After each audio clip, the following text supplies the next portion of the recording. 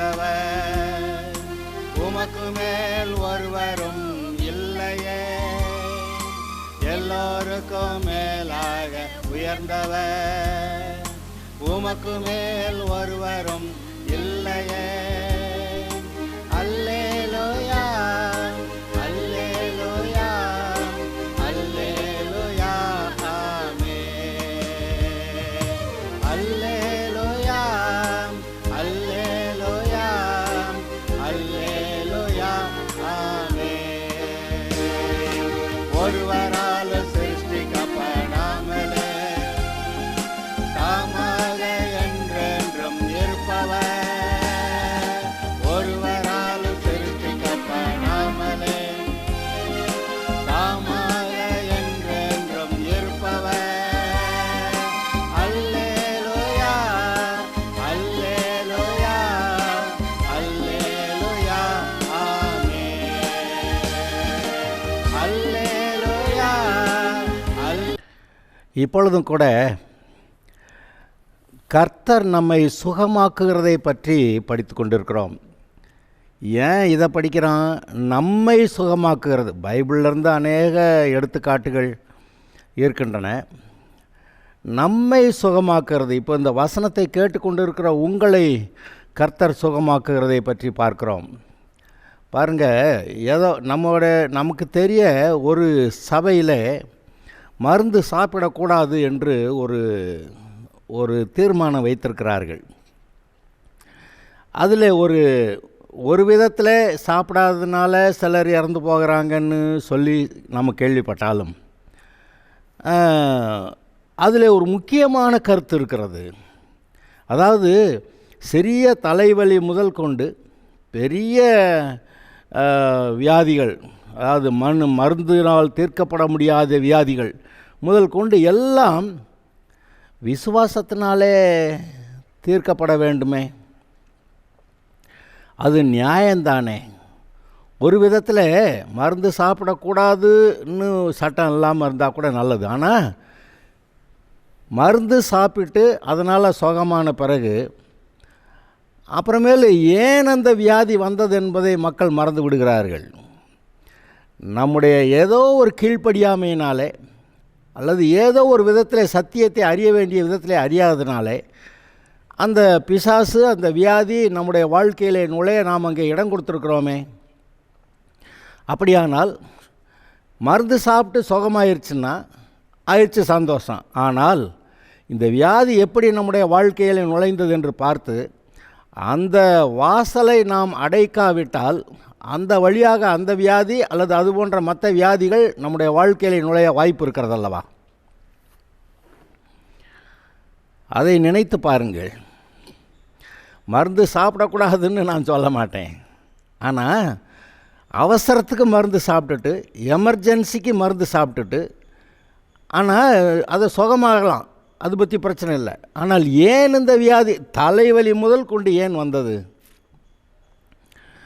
சின்ன cold cough முதல் கொண்டு ஏன் வந்தது என்று நாம் அதை நினைத்து பார்த்து அந்த வியாதி எப்படி நுழைந்தது என்று நாம் அறிந்து அது வந்த வாசலை நாம் அடைக்க வேண்டும். அப்படியானா எந்த இடத்துல விழுந்தோமோ அந்த இடத்துல எழுந்திருக்கணும்னு கர்த்தர் சொல்லியிருக்கிறாரே, அதை நாம் செய்ய வேண்டும். எந்த இடத்துல பாவத்தில் விழுந்தோமோ, எந்த இடத்துல ஒரு கீழ்ப்படியாமைக்குள்ளே போனோம், பாவம்னு சொல்கிறது நான் பெரியதாக நம்ம சொல்லுவோம். ஆனால் கர்த்தர் ஏதோ சொல்லியிருப்பார் கீழ்ப்படிய சொல்லி. கீழ்ப்படிதல் ரொம்ப அவசியம். ஒரு தீர்க்கதரிசியை நீ போன வழியில் திரும்பி வரக்கூடாது, அங்கே யாரும் சாப்பாடு கொடுத்தா சாப்பிடக்கூடாது அப்படின்னு சொல்லி கர்த்தர் சொல்லியிருந்தார். ஏங்க இந்த வர்ற வழியில் அவன் இன்னொரு தீர்க்கதரிசி வந்து என்கிட்ட கர்த்தர் சொன்னார், உன்னை கூட்டி வர சொன்னார், சாப்பாடு கொடுக்க சொன்னார்னு சொல்லி ஏமாற்றி அவனுக்கு சாப்பாடு கொடுத்துருக்கான். அதாவது அந்த வயதான தீர்க்கதரிசி அந்த இளம் தீர்க்கதரிசி கிட்ட பேசி அவனை கர்த்தருடைய வார்த்தைக்கு ஏதோ ஒரு விதத்தில் கீழ்ப்படியாமல் போக பண்ணி கடைசிக்கு பார்த்தா அவனை சிங்கம் அடித்து கொண்டு பிடிச்சி, இவன் சாப்பிடக்கூடாதுன்னு இடத்துல சாப்பிட்ருக்கிறான், திரும்பி வந்த வழியாக போகக்கூடாதுன்னு இடத்துல போயிருக்கிறான். அவ்வளோதானே, அவன் செஞ்ச பாவம்னு பார்த்திங்கன்னா அப்படி தான். அதை ஒரு கீழ்ப்படியாமைன்னு நான் சொல்லுவேன். கர்த்தர் சொன்னது என்ன? அந்த சமாரியாவுக்கு போய் பலிபீடத்தில் நின்று அங்கே பக்கத்தில் அங்கே அந்த அவன் கோயிலுக்குள்ளே போய் அங்கே அந்த பலிபீடத்தை பார்த்து ஒரு கர்த்தர் சொன்ன தீர்க்க தரிசனத்தை சொல்லிவிட்டு திரும்பி போக வேண்டியது. திரும்பி போகிறது வந்த வழியாக போகக்கூடாது, வேறு வழியாக போகணும். அங்கே யாராவது சாப்பாடு கொடுக்குறேன்னா சாப்பிடக்கூடாது. ஆனால் இன்னொரு தீர்க்க தரிசி, அவன் கர்த்தருடைய தீர்க்க தரிசி தான். அது வயதான ஆள், அனுபவசாலி வேறு. அவன் கர்த்தர் உன்னை வர சொன்னார், சாப்பாடு கொடுக்க சொன்னார்னு சொல்ல இவனும் போய் அந்த வழியாக வந்த வழியாக திரும்பி போய் சாப்பிட்டு எல்லாம் நல்லா சந்தோஷமாக தான் இருந்துச்சு. ஆனால் அவன் போகிற வழியில் அங்கே ஒரு சிங்கம் அடித்து போட்டு விட்டதே. இது என்னது? நான் இதை யோசிப்பேன். அவன் பெரிய விபச்சாரம், வேசித்தனம் அல்லது வேறு தெய்வ வழிபாடு அதுக்கெல்லாம் அவன் போகலை. இந்த வழியாக திரும்பி வராதேன்னாரு, சாப்பிடாதேன்னாரு, அவ்வளோதான். அதை இன்னொருத்தன் ஏமாற்றி, அதாவது இவனை விட அனுபவசாலியான கர்த்தருடைய தீர்க்கதரிசி தான். இப்போ பிழையான் குறி சொல்கிறவன் வேறு வழிபாட்டுக்காரன், அவன் மந்திரவாதி. ஆனால் இங்கே இந்த மனுஷன் அனுபவசாலியான கர்த்தருடைய தீர்க்கதரிசி. ஆனால் என்னவோ தெரியல, அவனுக்கு அந்த இளம் தீர்க்கதரிசியை பார்த்து சந்தோஷமாக அவன் நம்ம செய்ய முடியாத வேலையை கர்த்தர் இவனை கொண்டு அங்கே இந்த சமாரியா கோயிலில் என்னமோ தீர்க்க தரிசனம் சொன்னார், அதெல்லாம் சொல்லிவிட்டானே அப்படின்னு பெரிய உற்சாகமாக தெரியலை. ஆனால் நடந்தது என்ன? வந்த வழியாக திரும்பி போகாத என்ன? வந்த வழியாக திரும்பி போனதுக்கு சிங்கம் அவனை கொன்று போட்டு விட்டது. சரி, இதுபோல் அவன் இந்த விஷயத்தில் அவனோட உயிர் போச்சு. ஆனால் நம் அநேகருடைய வாழ்க்கையில் அவருடைய வார்த்தைக்கு கீழ்ப்படியாமல் போகும்போது எல்லாமே நன்றாக இருந்தாலும் ஏதோ ஒரு விதத்தில் சமாதானம் குறைகிறது. அந்த பரிசுத்த ஆவியினால் உண்டாகிற சந்தோஷம் இல்லாமல் போய்விடுகிறது. அப்புறம் அந்த நம்ம தாவீது சொல்கிற மாதிரி அந்த பரிசுத்த ஆவியினால் உண்டாகிற சந்தோஷத்தை எனக்கு திரும்பி தாரும் அப்படின்னு கேட்க வேண்டியதாக இருக்குது. அப்போ மனம் திரும்பி அழுது புலம்பி கர்த்தர்ட்ட மறுபடியும் நான் இனிமேல் தப்பு செய்யலைன்னு சொல்லி அறிக்கை பண்ணி அப்புறம் தான் நம்முடைய இருதயத்தை சரி பண்ண முடியுது, மறுபடியும் அந்த சமாதானத்தை பெற முடியுது. நம்ம அந்த தீர்க்கதரிசி மாதிரி உடனே செத்து போகலை. நம்முடைய மனம் ஏதோ ஒரு விதத்தில் செத்து போகிறது. வருத்தம், இப்படி போய் முட்டாத்தனமாக செஞ்சோமே அப்படின்னு ஒரு வருத்தம் நம்மை ஆட்கொள்ளுகிறது. ஆக நம்முடைய வாழ்க்கையிலே பாவம் செய்கிறதுனால வர்ற வியாதிகள், பிரச்சனைகள், அல்லது தேவன் என்ன பேசுகிறார் என்ன செய்கிறார் என்பதை சரியாய் புரிந்து கொள்ளாததுனால அதனால் நாம் நம்முடைய வாழ்க்கையில் அனுமதிக்கிற பிசாசுகள், வியாதிகள் எல்லாம், அதாவது சத்தியத்தை அறிவீர்கள், நீங்கள் அறிகிற அந்த சத்தியம் உங்களை விடுதலையாக்கும்னு சொல்லியிருக்கல. அப்போ அந்த அறியாமை, சத்தியத்தை அறியாமல் இருக்கிறது விஷயம் நம்மை ஒரு கட்டுகளுக்குள்ளே எங்கேயோ வைத்திருக்கிறது. அது ஏன் அறியாமல் இருக்கான்? ஏதோ ஒரு கீழ்ப்படியாமை, அதாவது குருட்டாட்டம், ஏதோ ஒரு முரட்டாட்டம் நமக்குள்ளே இருக்குது. அதனால் தேவனை அறிகிற அறிவில் நம்ம வளர வேண்டிய அளவுக்கு வளரலை. இந்த எபேசியர் 4வது அதிகாரத்தில் சொல்லப்பட்டிருக்கிற வசனம் பாருங்கள், இது எல்லாரும் ரொம்பவும் கவனிக்க வேண்டிய ஒன்று. அதை அநேகர் கண்டுபிடிக்கலை. ஆனால் நான் சொல்கிறேன், திரும்பவும் சொல்கிறேன், நான் இப்போவும் வாசிக்கிறேன். எபேசியர் 4 17, 18, 19. கர்த்தருக்குள் நான் உங்களுக்கு சாட்சியாக சொல்லி எச்சரிக்கிறது என்னவெனில், மற்ற புறஜாதிகள் தங்கள் வீணான சிந்தனையிலே நடக்கிறது போல நீங்கள் இனி நடவாமல் இருங்கள். புறஜாதிகள் வீணான சிந்தனையில் நடக்கிறாங்களாம். அது வேஸ்ட். அவர்கள் புத்தியில் அந்தகாரப்பட்டு தங்கள் இருதய கடினத்தினால் தங்களில் இருக்கும் அறியாமையினாலே தேவனுடைய ஜீவனுக்கு அந்நியராக இருக்கிறார்கள்.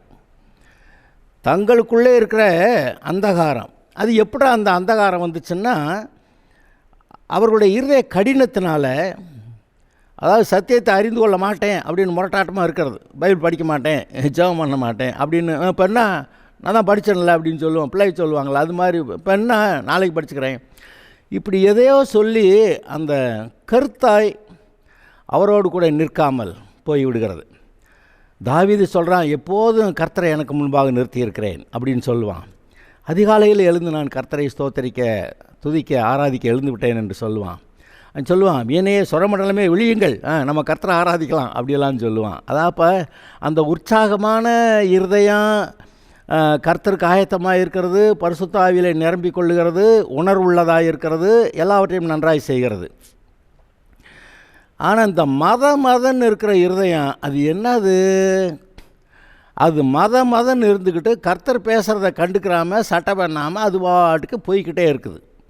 அப்போ ஏதோ கர்த்தர் பேசுகிறத கவனிக்காததுனால ஒரு விதத்தில் குருட்டாட்டத்தில், ஒரு விதத்தில் முரட்டாட்டத்தில், ஒரு விதத்தில் அறியாமையில் அப்படியே போகுது. இப்போ என்ன பெரிய பாவம் எது செஞ்சுட்டாங்களா? அதெல்லாம் இல்லை. ஆனால் கர்த்தருடைய வார்த்தைக்கு அதை கேட்க உணர்வில்லாத இருதயத்தோட மத என்று இயேசு எம்மாவூருக்கு போன சீசர்களை திட்டினார் பார்த்தீங்களா? மந்த இருதயம் உள்ளவர்களே, அவங்க கர்த்தருடைய பிள்ளைங்க, அவங்க ரட்சிக்கப்பட்டவங்கங்க. ஆனால் உயிர்த்தெழுதல் பற்றி ரொம்ப ஒன்று அதை அவர் சொன்னார். ஆனால் சொன்னாலும் அதை கேட்குற போது அப்படி கவனிக்காமல் அப்படியே கேட்டுட்டு போயிட்டாங்க. அவங்கள பற்றி கர்த்தர் சொல்லும்போது மந்த இருதயம் உள்ளவர்களே அப்படின்றாரு.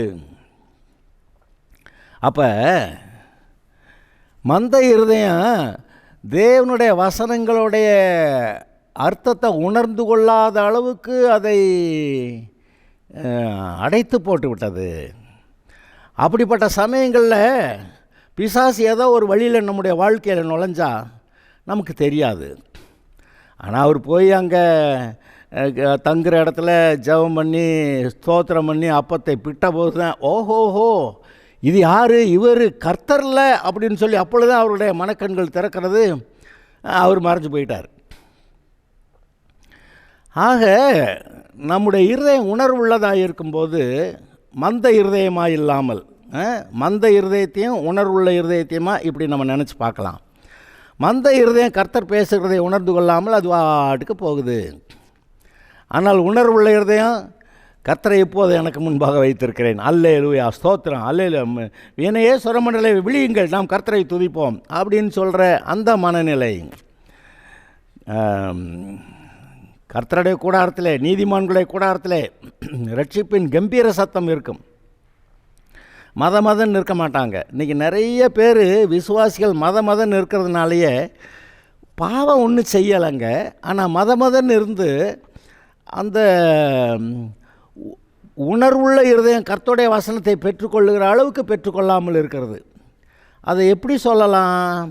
கர்த்தருடைய வசனம் வரும்போது எனக்கு கேட்க மனசு இல்லை, நான் பாட்டுக்கு கம்முன்னு இருக்கேன் அப்படின்னு, ஏன்டா அப்படி தூங்க மூஞ்சி மாதிரி உட்காந்துருக்க அப்படின்னா அப்புறம் தான் எந்திரிப்பான் அவன். அதுபோல் கர்த்தருடைய காரியங்களில் இப்படி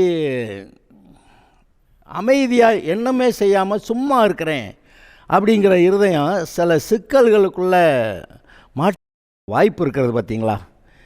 அதை நீங்கள் நினைத்து பாருங்கள். இங்கே அவர்கள் ஏன் புத்தியில் அந்தகாரப்பட்டார்கள்னா, அவர்கள் தங்களுடைய இருதய கடினத்தினால தான் தேவனுடைய வார்த்தை அறியாமல் அறியாமையில் இருக்காங்களாம். அப்படி இருக்கிறதுனால தேவனுடைய ஜீவனுக்கு அந்நியராக இருந்தால் அவருடைய ஆசீர்வாதத்துக்கு இவங்க தூரமாக இருக்கிறாங்க.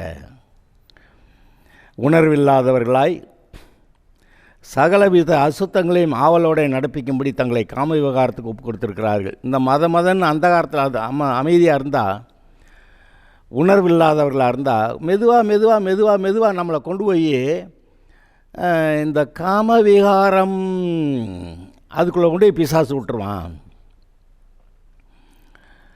அந்த காம விகாரம் வந்த ஒரு பாடு அது ஒரு பெரிய ஃபோர்ஸ். அது நம்மை ஒரு இச்சைக்குள்ளே இழுக்கக்கூடிய ஒரு சக்தி. நம்ம அலர்ட்டாக இருந்தாக்க ஏய் தள்ளிப்போ பிசாசே அப்படி சொல்லிடுவோம். ஆனால் அலர்ட்டாக இல்லாததுனால வர்றேன், ஏதோ வேடிக்கை காட்டுறேன், அதை பார்த்துக்கிட்டு கர்த்தர் ஏதோ சொல்கிறத கவனிக்காமல், கர்த்தர் பேசுகிறதுக்கு உணர்வு இல்லாமல் அப்படியே போயிட்டு இருந்துட்டு பார்த்தோம்னா கடைசிக்கு மெதுவாக அந்த பிசாசு நம்மை மெதுவாக கொண்டு போய் ஒரு உணர்வு இல்லாத இடத்துல இந்த உலகத்தாருடைய காரியங்களில் நம்ம ஒருத்தர் ஒன்றும் பாவமெல்லாம் செய்ய மாட்டான். அப்படியே பார்த்துக்கிட்டு கர்த்தருடைய காரியங்களில் உணர்வு இல்லாமல், ஒழுங்காக பாடி துதிக்காமல், பைபிள் வாசிக்காமல், அப்படியே வாசித்தாலும் போரடிக்குது அப்படின்ட்டு எந்திரிச்சு போய் அப்படியே போகிறபோது கொஞ்ச காலத்தில் ஏதோ ஒரு விதமான காம விவகாரத்திலே சிக்கிறார்கள். நீங்கள் இவ்விதமாய் கிறிஸ்துவை கற்றுக்கொள்ளவில்லை. ஆதலால் முந்தின நடக்கைக்குரிய மோசம் போக்கும் இச்சைகளாலே கெட்டுப்போகிற பழைய மனுஷனை நீங்கள் களைந்து போட்டுவிட்டு அந்த ரட்சிக்கப்படுறதுக்கு முன்னாடி இருந்த அந்த மனிதனுடைய வாழ்க்கை நடவடிக்கை அதெல்லாம் கழட்டி போட்டு, சட்டையை கழட்டின மாதிரி கழட்டி போட்டுட்டு, உங்கள் உள்ளத்திலே புதிதான ஆவி உள்ளவர்களாகி மெய்யான நீதியிலும் மெய்யான பரிசுத்தத்திலும் தேவனுடைய சாயலாக சிருஷ்டிக்கப்பட்ட புதிய மனுஷனை தரித்து கொள்ளுங்கள். நீங்கள் இப்போ புது மனுஷன், கிறிஸ்துவுக்குள் புது சிருஷ்டி. அந்த தேவனுடைய சாயலாக சிருஷ்டிக்கப்பட்ட புதிய மனுஷனை தரித்து கொள்ளுங்கள். அந்த புதிய தேவனுக்கேற்ற குணாதிசயங்களை, பண்புகளை சட்டை போட்ட மாதிரி போட்டுக்கங்க அப்படி சொல்கிறாரு. அப்போ இந்த உணர்வில்லாத இருதயம் ரொம்ப சிக்கல். பார்த்திங்களா, ரோமர் 1வது அதிகாரத்தில் கூட உணர்வில்லாத இருதயம் இருளடைந்தது அப்படி சொல்லியிருக்கு. அதாவது மதன்னு இருக்கிற இருதயம் மெதுவாக இருள் அடைகிறது. அப்புறம் அடைய அவன் மெதுவாக கொண்டு வந்து ஒரு தலைவலியை கொண்டு வருவேன், அப்புறம் ஒரு காய்ச்சலை கொண்டு வருவேன், அப்புறம் கோல்டு பிடிச்சிக்கிச்சுடுவேன், அப்புறம் எல்லாத்துக்கும் சின்ன மருந்து ஆஸ்பத்திரியில் போய் டாக்டர்கிட்ட ஒரு மருந்து மாத்திரையை வாங்கிட்டு அப்படியே சரியாக போச்சு அப்படின்ட்டு போகிறது. ஆனால் இருதயம் என்ன மதன்னு இருக்குது. மெதுவாக ஒரு வியாதி, அதாவது ஒவ்வொரு வியாதிக்கு பின்னாடி ஒரு பிசாசு, ஒரு தீய ஆவி இருக்குதுன்னு நான் சொல்லியிருக்கேன். ஒவ்வொரு வியாதிக்கு பின்னாடியும் வெறும் தலைவலி, காய்ச்சல், கோல்டு, காஃபு எது இருந்தாலும் சரி, வயிற்று வலி, வயிறு செரிமானம் இல்லைங்க, ஏதையோ ஒன்று. நீங்கள் இதெல்லாம் ஆரம்பத்திலேயே நம்முடைய வாழ்க்கையை சரி பண்ணிட்டா பின்னாடி பெரிய வியாதிகளுக்கு அங்கே இடம் விட மாட்டான். டயபெட்டிஸுங்க, அது சீக்கிரமாக தீராதா? நீண்ட நாள் கடின இருதயம், அப்போ நீண்ட நாள் வியாதிக்கு வழி விட்டு விடுகிறது. அப்புறம் அதுக்கான மருந்தை சாப்பிட்டு ஆனால் சுகமாகலைன்னு சாப்பாடை குறைக்க வேண்டியிருக்குது. அப்புறம் அநேக பிரச்சனைகள் அதில். அப்போ சாதாரண தலைவலி, கோல்டு, காய்ச்சல், அந்த மாதிரி காஃபுக்கெல்லாம் நீங்கள் அப்போவே மனம் திரும்பி ஏதோ ஒரு மிஸ்டேக் பண்ணால் அந்த கீழ்ப்படியாமல் போனால் பிரச்சனை வந்துடுச்சு, ஒழுங்காக ஜெபம் பண்ணு அப்படின்னு நம்முடைய இருதயத்தை ஒழுங்காக்கிக்கிட்டு ஜெபம் பண்ணிட்டா அங்கேயே சின்ன விதத்தில் பிசாசு நுழையும் போது அதை பிடுங்கிடலாம். ஆனால் மதன்னு சில காலங்கள் போகும்போது பெரிய பாவமெல்லாம் செஞ்சுருக்க மாட்டேன். ஆனால் மெதுவாக பிசாசு இடம் பிடிச்சு இன்னும் அநேக காரியங்கள், விளக்கங்கள் இதில் சொல்ல வேண்டியிருக்கலாம். ஆனால் நான் இதோட நிறுத்திக்கிறேன். தேவ ஆராதனையில் லேட்டாக போகிறது, அப்புறமேலு சரி மெதுவாக போய்க்கலாம், பாட்டெல்லாம் முடியட்டும் போய்க்கலாம் அப்படிங்கிறது, அப்புறம் சில வாரங்களில் மிஸ் பண்ணுறது, நமக்கு கர்த்தர் நமக்கு முக்கியம்னு நினச்சி தான் வாரத்துக்கு ஒரு நாள் ஆராதனை வச்சுருக்கிறாரு. இது சபை நடத்துகிறது ஆராதனை தான், ஆனால் இது கர்த்தர் வைத்தது. கர்த்தருடைய சமூகத்துக்கு அவர்கள் வர வேண்டும். இஸ்ரவேல் தேசத்தில் அவங்க வருஷத்துக்கு 3 தடவை எல்லா கோத்திரத்தாரும் 3 பண்டிகைகள் காலத்தில் எங்கே அந்த இஸ்ரவேல் தேசத்தில் எங்கே குடியிருந்தாலும் அவர்கள் அங்கே தேவனுடைய ஆலயத்துக்கு எருசலேமுக்கு வர வேண்டும். எருசலேமுக்கு அவங்க வரணுங்க. அப்போ இங்கே என்ன, அதுபோல் நமக்கு ஒவ்வொரு ஞாயிற்றுக்கிழமையும் அவங்களுக்கு ஓய்வு நாள் சனிக்கிழமை. ஆனால் நமக்கு வாரத்தின் 1ஆம் நாள் இயேசு உயிர்த்தெழுந்ததுனால வாரத்தின் 1ஆம் நாள் நாம் சபை கூடி வருகிறோம். சபை ஆரம்பம் ஓய்வு நாளில் கிடையாது. சபை ஆரம்பம் இயேசு உயிர்த்தெழுந்த அந்த முதலாம் நாள், வாரத்தின் முதலாம் நாள் அவரை கல்லறையில் தேடி போக அங்கே இல்லை, அவர் உயிர்த்தெழுந்தார் என்று அங்கே தூதர்கள் சொன்னார்கள். அதையெல்லாம் நீங்கள் வாசிக்கிறீங்க. அப்புறம் கொரிந்து நிருபத்தில் ஒவ்வொரு அதாவது வாரத்தின் முதல் நாள் தோறும் நீங்கள் சபை கூடி வரும்போது இதுக்காக பணம் சேர்த்து வைங்க அப்படின்னு சொல்லியிருக்க, அதெல்லாம் நீங்கள் வாசிக்கிறீங்க. அப்போ நம்ம சபை வாரத்தின் முதல் நாள் கூடி வருகிறது. அப்போ நம்ம வாரத்தின் முதல் நாள் சபைக்கு வர்றதை விட்டுட்டு, ஞாயிற்றுக்கிழமை சபைக்கு வர்றதை விட்டுட்டு வேறு முக்கியமான காரியங்களெல்லாம் பார்க்குறது. அப்புறம் இந்த சபைக்கு போகிறது சீக்கிரம் போயிட்டு வந்துட்டால் மீதி எல்லா வேலையும் நம்ம அப்புறம் பார்த்துக்கலான்னு நினைக்கிறது. அப்போ சபைக்கு போகிறது ஒரு கட்டாயம். அதை கட்டாயத்தினால அதை அந்த சொல்லுவாங்கள்ல கடன் பூசைன்னு, அது மாதிரி சர்ச்சுக்கு வர்றது ஒரு கடனை தீர்க்கிற மாதிரி நினச்சிக்கிட்டு சர்ச்சுக்கு வந்துட்டு போயிட்டா அங்கே எங்கேயோ ஒரு தப்பு நடக்கிறது. சர்ச்சுக்கு தான் வந்தோம், போனோம்ல, காணிக்கையெல்லாம் கொடுத்தான், ஜெபம் பண்ணால், பாடினா, ஆராதித்தான், எல்லாம் செஞ்சான். ஆனால் அதை முடிச்சுட்டா அந்த மீதி இருக்கக்கூடிய ஞாயிற்றுக்கிழமை மீதி இருக்க நேரமெல்லாம் நம்ம இந்தந்த வேலையெல்லாம் செஞ்சுக்கலான்னு அங்கே முக்கியத்துவம் கொடுக்குற ஏதோ ஒன்று வருது பார்த்திங்களா. அது இந்த ஆராதனைக்கு கொடுக்க வேண்டிய கன மகிமையை, கர்த்தருக்கு கொடுக்க வேண்டிய கன மகிமையை குறைத்து விடுகிறது. நான் உட்கார்ந்து யோசிக்கிறேன், நீங்களும் இப்போ யோசித்து பார்த்து எனக்கு சொல்லுங்கள், எங்கே நாம் குறைவுபடுகிறோம், எங்கே எந்த வழியாக பிசாசு நம்முடைய வாழ்க்கையில் நுழைகிறது, அது எப்படியெல்லாம் ஆரம்பித்து எங்கே கொண்டு போய் முடிக்கிறது. நீங்கள் அதை சற்று நிதானித்து பார்த்தால் நம்முடைய வாழ்க்கையை சற்று ஒழுங்குபடுத்தி கொள்ள உதவி செய்யும். நம்முடைய வீடுகளில் எல்லாருக்கும் எல்லா பிரச்சனையும் இருக்குது. சம்பாதிக்கணும், வீட்டு வேலைகளை கவனிக்கணும், பிள்ளைகளை கவனிக்கணும், ஸ்கூலு காலேஜு, அதுக்கு ஃபீஸ் கட்டுறது, இந்த பிள்ளைகளை கவனிக்கிறது. அடையாப்பா, இது பெரிய வேலை. இதெல்லாத்தையும் பார்க்கணும். ஆனால் கர்த்தரை ஆராதிக்கிறதுக்கு முதலிடம் கொடுக்கணும். ஏன்னா கர்த்தரை ஆராதித்து அவர் கொடுக்குற பலத்தினால தான் இந்த வேலையெல்லாம் நம்ம செய்யணும். ஆனால் என்ன செஞ்சிடறோம், மற்ற வேலையெல்லாம் பார்த்துட்டு பைபிள் வாசிக்க ஜெபம் பண்ண நேரம் இல்லை, மற்ற வேலையெல்லாம் பார்த்துட்டு இப்போ டயர்டாகி ஞாயிற்றுக்கிழமை ஒரு நாள் ரெஸ்ட் எடுக்கலான்னு நினைக்க தோணுது. எதுக்கு முக்கியத்துவம்? கர்த்தருக்கு முக்கியத்துவம் கொடுத்தா அவர் கொடுக்குற பலத்தில் ஒவ்வொரு வாரமும் ஒவ்வொரு நாளும் எல்லா வேலையும் நல்லா செஞ்சுருவோம், அது ஒரு பலன் வரும்.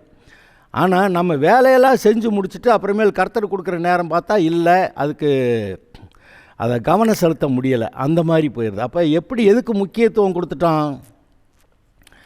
தாவீது சொல்லுகிறான், எப்போதும் கர்த்தரை எனக்கு முன்பாக நிறுத்தியிருக்கிறேன், அதிகாலையில் விழித்து கொள்வேன், கர்த்தரை துதிப்பேன் அப்படின்னு சொல்கிறான். அப்போ கர்த்தரை நமக்கு முன்பாக நிறுத்துவது தானே முதல் விஷயம். அதை நீங்கள் காலையில் எழுந்த உடனே கர்த்தர் உங்கள்கிட்ட ஏதோ பேசுவார். நான் கர்த்தர் எதுவும் பேசலைங்கிறதெல்லாம் நான் ஒத்துக்கிற மாட்டேன். ஏன்னா கர்த்தர் பேசுகிறார், அவருடைய பிள்ளைகள்கிட்ட கட்டாயம் பேசுவார். விழித்த உடனேயே அல்லேலூயா கர்த்தாவே அப்படின்னு சொன்ன உடனேயே ஏதோ ஒரு சில வசனங்கள், ஏதோ ஒரு வார்த்தை ஞாபகம் வருகிறது, அல்லது ஏதோ ஒரு வசனத்தை வாசித்தா சில வார்த்தைகள் அதில் பேசுகின்றன. ஒரு பாட்டு நீங்கள் பாடும்போது அதில் ஒரு வார்த்தை உங்களுடைய உள்ளத்திலே பேசுகிறது.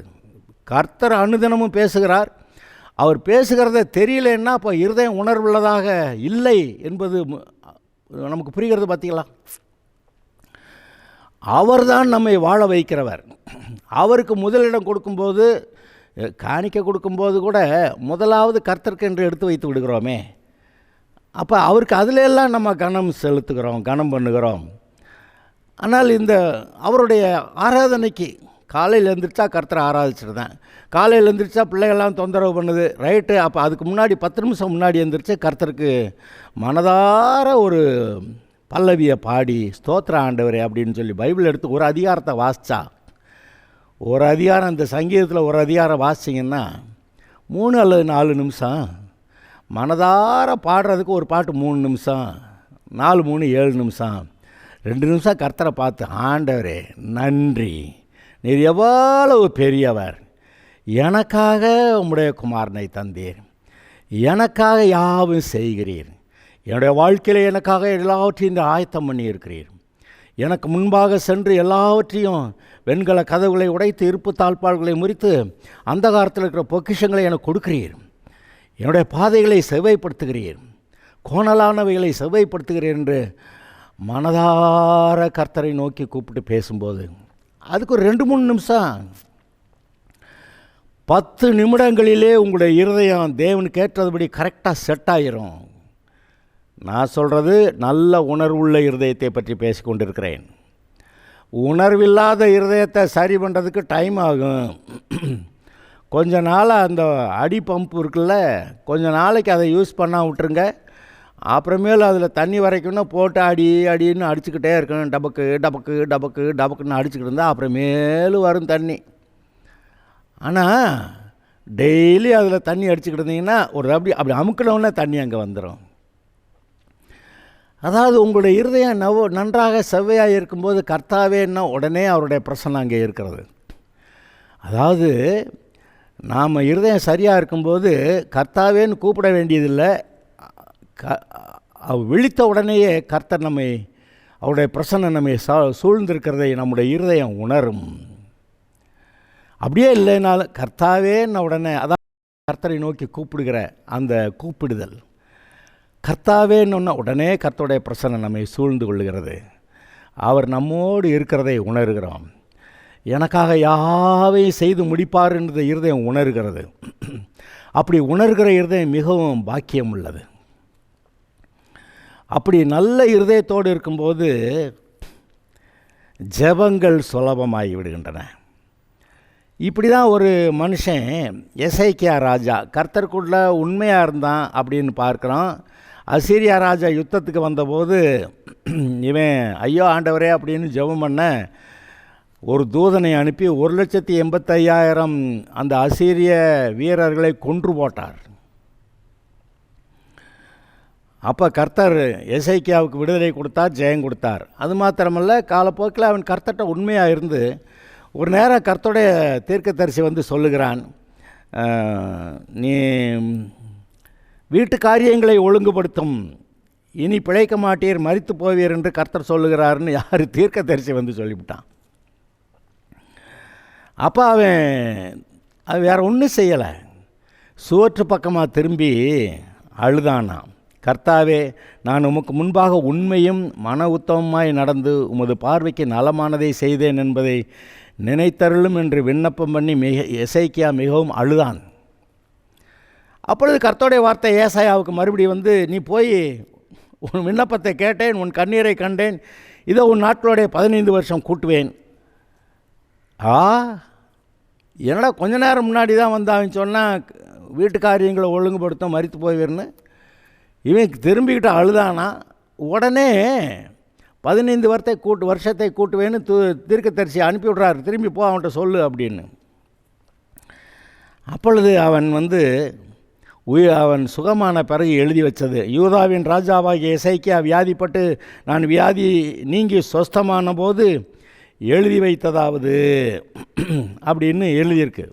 அந்த பேசேஜை இப்போ வாசித்து பேச உங்களுக்கு நேரம் இல்லை. ஆனால் நான் என் பூரண ஆயுசின் வருஷங்களுக்கு சேராமல் பாதாளத்தின் வாசல்களுக்கு உட்படுவேன் என்று என் நாட்கள் அறுப்புண்டு போகிறது என்று சொன்னேன். கர்த்தரை நான் இனி உயிரோடு இருக்கிறவர்களின் தேசத்திலே தரிசிப்பதில்லையா? இனி போலோக குடிகளோடு இருந்து மனுஷரை நான் காண்பதில்லை. என் ஆயுசு மேய்ப்பனுடைய கூடாரத்தை போல என்னை விட்டு பெயர்ந்து போகிறது. நெய்கிறவன் பாவை அறுந்து போகிறது போல என் ஜீவனை அறுக்க கொடுக்கிறேன். என்னை பாவிலிருந்து அறுத்து விடுகிறார். இன்று இரவுக்குள்ளே என்னை முடிவடைய பண்ணுவீர் அப்படின்னு சொல்லி கொஞ்ச நேரம் புலம்பிகிட்டு இருந்தானா. அதை பார்த்துட்டு ஏசாயா தீர்க்கதரிசி வந்து பிளவையில் ஏதோ காயம் புண்ணு அதில் 10 போடுங்கன்னு சொன்னானா. 10 போட்டானா சோகமாயிருச்சான். அதாவது எவ்வளவு சுலபமாக அந்த காரியங்கள் நடந்திருக்கு பார்த்தீங்களா? ஆக இன்றைக்கு நம்முடைய வாழ்க்கையிலே நாம் உணர்வு உள்ளவர்களாய் எப்போதும் கர்த்தருடைய பிரசன்னத்தை உணர்கிற இருதயத்தோடு, கர்த்தருடைய பிரசன்னத்தில் இருந்து நம்ம வீடு கர்த்தர் வாசம் பண்ணுகிற ஒரு இடம், அந்த கர்த்தர் வாசம் பண்ணுகிற இடத்துல கர்த்தருடைய பிரசன்னத்தில் இருந்து நாம் அவருடைய வார்த்தைகளை கேட்டு வாழும்போது வியாதிகளோ மற்ற காரியங்களும் அங்கெங்கே வரலாம், பிசாசு வந்துக்கிட்டு இருக்கலாம். ஆனால் ஒவ்வொரு தடவையும் பிசாசே உனக்கு இடமில்லை, வெளியே போ என்று சொல்லி கர்த்தருக்குள் பலசாலியாய் நல்ல சாட்சியாய் நீங்கள் வாழலாம். கர்த்தருக்கு ஸ்தோத்திரம். கர்த்தர் உங்களை அப்படியே ஆசீர்வதிப்பார். Okay, God bless you.